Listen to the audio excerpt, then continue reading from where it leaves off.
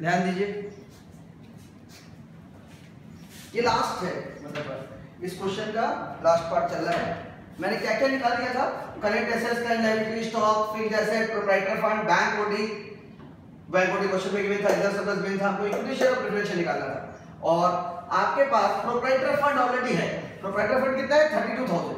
Proprietary fund 32,000 आप लिखेंगे, उसका फॉर्मूला लिखेंगे equity share plus preference share plus reserve surplus is equal to 32,000। Equity share और preference share नहीं दिया हुआ है, equity share plus preference share plus 2,000 reserve surplus दिया हुआ है इज इक्वल टू 32,000। 2,000 रुपये इधर आ जाएगा, इक्वेशन बन जाएगा equity share plus preference share is equal to 30,000।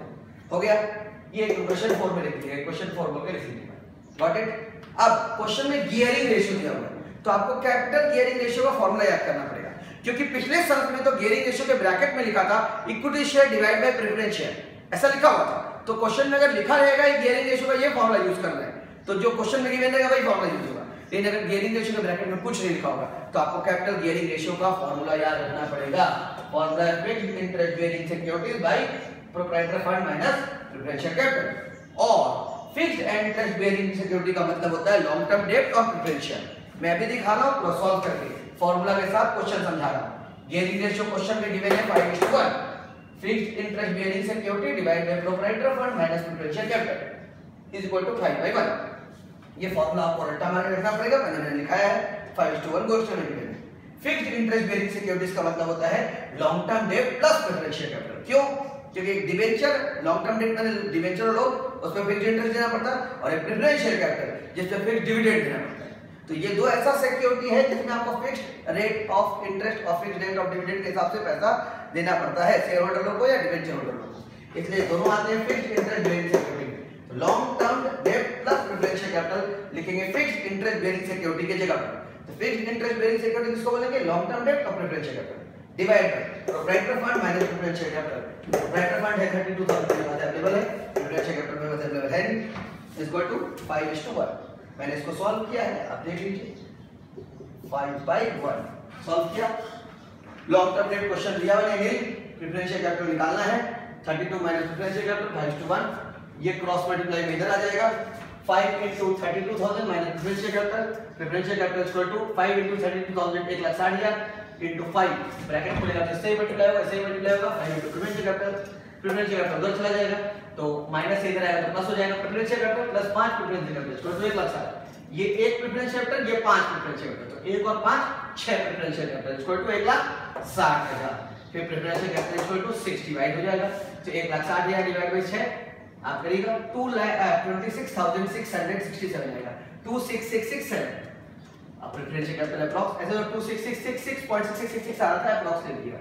अब इक्वेशन 4 लिखिएगा, equity share plus preference share को 30,000, प्रेफरेंस शेयर का अमाउंट लिखिएगा, इक्विटी शेयर निकल जाएगा।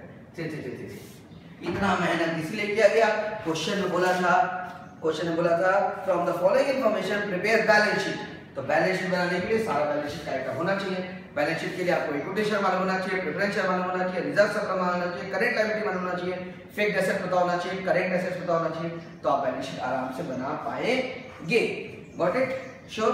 आप लोग इतना कॉपी कर लीजिए, फिर मैं बैलेंस शीट का फॉर्मेट भी आपको कॉपी करवा दूंगा, है ना।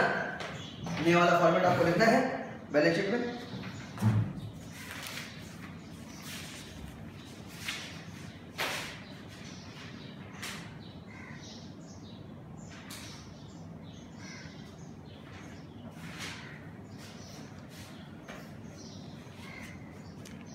पॉज कर कॉपी कर लीजिए।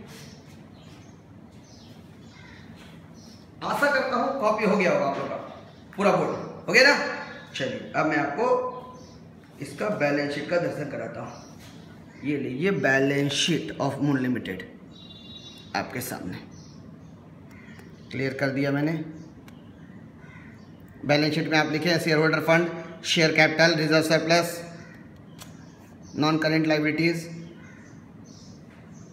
करेंट एसेट्स, करेंट लाइबिलिटीज, फिर एसेट्स में non current assets, fixed assets, फिर करेंट एसेट्स, नीचे में नोट्स टू अकाउंट,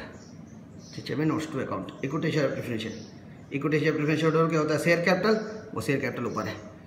लीजिए पॉज कर लीजिए, पॉज करके बैलेंस शीट छापिए, पॉज करके बैलेंस शीट छापिए, पॉज करके मून लिमिटेड का बैलेंस शीट छापिए, फिर पॉज करके नोट्स टू अकाउंट छापिए। आशा करते हैं कॉपी हो गया होगा। नेक्स्ट वीडियो में आप लोग को नेक्स्ट क्वेश्चंस कराया जाएगा। 2002 का क्वेश्चन है, 2004 का क्वेश्चन है, 2005 का क्वेश्चन है, 2006 में ऑलरेडी करा चुका हूँ क्लास में, सेकेंड क्लास में, और 2 क्लास में हमको लगता है रेशो खत्म हो जाएगा, मैक्सिमम 2 क्लास में। Got it? Sure?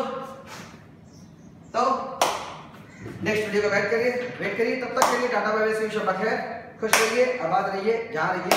Got it? जल्द से जल्द हम लोग लाइव क्लासेस चालू करेंगे, लाइव क्लास चालू होगा, है ना, तो आप क्लास में भी क्लास कर पाएंगे और वीडियो में, है ना। बट हम लोग जब भी लाइव क्लास चालू करें, चाहे जुलाई में, अगस्त में, सितंबर में, अक्टूबर में, कभी भी मतलब जब भी चालू होता है, जिस दिन से भी मैं अपना लाइव क्लास चालू करूंगा, आप ये ध्यान रखिएगा, क्लास में इतने बड़े क्लास में जहां हम लोग 80-90 लोग बैठते हैं, है ना, का जगह है, बड़ा रूम है, उसमें हम सिर्फ और सिर्फ 5 को बैठाएंगे। Got it? ऐसे भी मेरे क्लास में ज्यादा गैदरिंग में करता ही था, कम बच्चे का एडमिशन लेता था, है ना, लेकिन मैं 5 ही बैठाऊंगा, 5 या 6, है ना, बड़े से क्लास में दूर डिस्टेंस मेंटेन करके। ओके, तब तक तो वीडियो मजा लीजिए जब तक मैं क्लास नहीं खोल रहा हूँ।